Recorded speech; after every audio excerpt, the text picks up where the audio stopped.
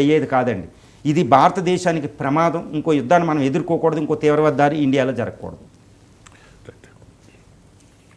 COVID-19 నేపథ్యంలో మనం చూసాం లాక్డౌన్లు, మాస్కులు పెట్టుకోవడం, టీకాలు వేసుకోవడం, వీటన్నిటిని గుర్తు చేస్తూ దేశంలో ఇప్పుడు మళ్ళీ కరోనా కేసులు పెరుగుతూ ఉన్నాయి. మళ్ళీ లాక్డౌన్లు వచ్చే ప్రమాదం ఉందని కొంతమంది అంచనా వేస్తూ ఉన్నారు. ఇప్పుడు భారత్ పాక్ యుద్ధ వేళ ఆర్థిక సవాళ్ల మధ్య ఉన్న దేశానికి ఈ కరోనా కేసుల వల్ల ప్రమాదం ఉందా? సిచ్యువేషన్ ఏ రకంగా ఉండబోతోంది? రీసెంట్గా పిఠాపురంలో ఒక కేసు నమోదైంది, ఈరోజు కడపలో ఒకటి నమోదైంది, పాజిటివ్ వచ్చింది, వైజాగ్లో నిన్న ఒకటి పాజిటివ్ వచ్చింది. పెరుగుతూ ఉన్నాయి.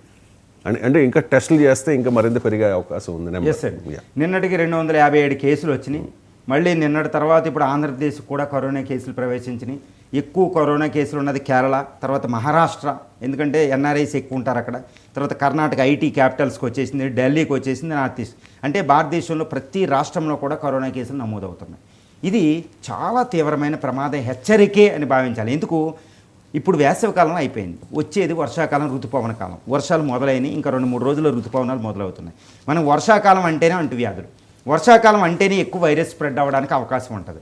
ప్రజలందరూ కొన్ని ట్రైబల్ ప్రాంతాలు, ఈ ప్రాంతాల్లో కూడా భారతీయులకి ఇమ్యూనిటీ తక్కువ ఉంటుంది. కాబట్టి ఇప్పుడు వచ్చే కరోనా వేవ్ ఈ టైంలో వచ్చింది, మనకి బ్యాడ్ అనమాట, ప్రమాద హెచ్చరిక. అందుకే భారత ప్రభుత్వం, రాష్ట్ర ప్రభుత్వాలు కూడా కరోనాకి సంబంధించి SOP, standard operating procedure release చేసేసినాయి. అందరిని అలర్ట్ చేస్తున్నాయి కరోనాలని. ఇప్పుడు ఇది లాక్డౌన్కి దారి తీస్తుందా అంటే, ఒకవేళ లాక్డౌన్కి దారి తీస్తే పరిణామాలు చెప్తాను ముందు దీని మీద. ఇప్పుడు భారత్ పాక్లో యుద్ధం నడుస్తుంది. ఒకవేళ ఆ యుద్ధ వాతావరణం ఉంది, పెట్టుబడులు కొంచెం, స్టాక్ మార్కెట్ గందరగోళంగా ఉంది, ఇటు చైనా ట్రేడ్ టారిఫ్స్ ఉన్నాయి.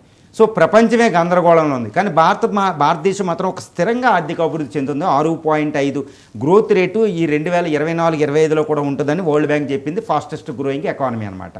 సో ఈ స్థితిలో మళ్ళీ కరోనా లాక్డౌన్ వస్తే పరిస్థితి ఏంటి? అసలు భారతదేశం ఎదుర్కోగలదంటే అసలు తట్టుకోవడం అసంభవం అనమాట. ఆర్థికంగా స్థిరంగా నిలదొక్కుకోవాలి. చూడండి, 2019-20లో ఉన్న లాక్డౌన్లో ఒకసారి గుర్తుకు తెచ్చుకుంటే, మనకి ఎలాంటి రిమైండ్ చేసుకుంటే మనకి ఎంత విపత్కర పరిస్థితి ఉందో తెలుసు, ఎంత అల్లాడిపోయిందో తెలుసు, ఫ్యామిలీలు ఫుడ్ లేకుండా.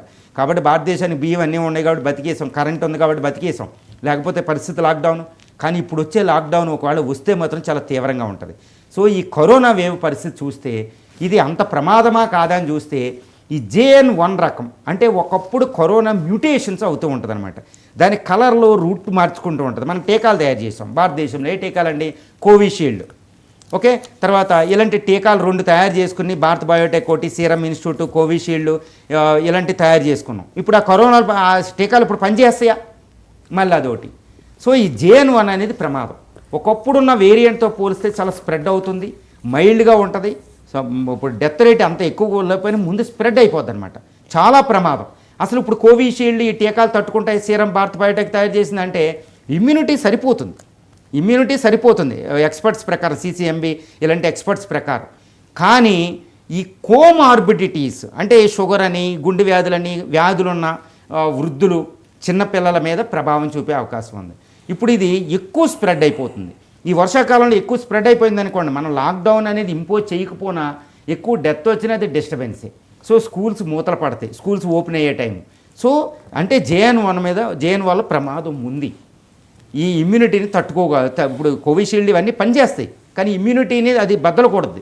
సో వృద్ధులకు, పిల్లలకి ప్రమాదం. కాబట్టి భారత ప్రభుత్వాలు ఏం చేయాలి?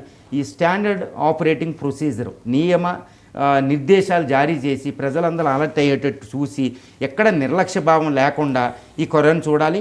ఈ వైద్య సంస్థలు, ముఖ్యంగా హెల్త్ డిపార్ట్మెంట్స్, ఈ డాక్టర్స్ వీళ్ళందరూ అలర్ట్ అయ్యి అది స్ప్రెడ్ అవ్వకుండా ఎప్పటికప్పుడు, అంటే అది కీడించి మేలించాలంటారు. ఇప్పుడు లాక్డౌన్ రాకూడదనే మనం కోరుకుందాం, కానీ అది వచ్చేస్తే కీడించి మేలించాలి. ఎందుకంటే ఆర్థికంగా, సామాజికంగా, రాజకీయంగా ఎంతో విపత్తు వస్తుంది. ఈ టైంలో మనం పోటీకి నిలబడలేం. సో డెత్ రేట్ ఉంటుంది. కాబట్టి కీడించి మేలించి ఇది వచ్చేస్తుందనే భావనతో మనం ముందు జాగ్రత్త చర్యలు తీసుకోవడంలో తప్పులేదు. కాకపోతే ఈ JN.1 అనేది ప్రమాదభరితం అని తెలుస్తుంది. ఓకే, ఇప్పుడు చైనాలో అవ్వలేదు, India, south east Asian nations, Gulf దేశాల్లో ఇది వస్తుంది. ఇప్పుడు ఇండియా ప్రాంతంలోనే ఇది వచ్చే అవకాశం ఉంది. ఈ వేరియంట్ ప్రపంచవ్యాప్తంగా రాదండి, ఎక్కువగా ఒక ప్రాంతంలో వస్తూ ఉంటుంది. సో ఇది భారతదేశం మీద ఎక్కువ ప్రభావం ఉంటుంది. కాబట్టి ఇప్పుడే అలర్ట్ అయ్యి మనం అన్ని చర్యలు తీసుకుని వర్షాకాలంలో దీన్ని తట్టుకోవడానికి, స్ప్రెడ్ అవ్వకుండా కాపాడుకోవడమే ఉత్తమం. రైట్. ఇక తెలంగాణ పాలిటిక్స్ విషయానికి వస్తే, తెలంగాణలో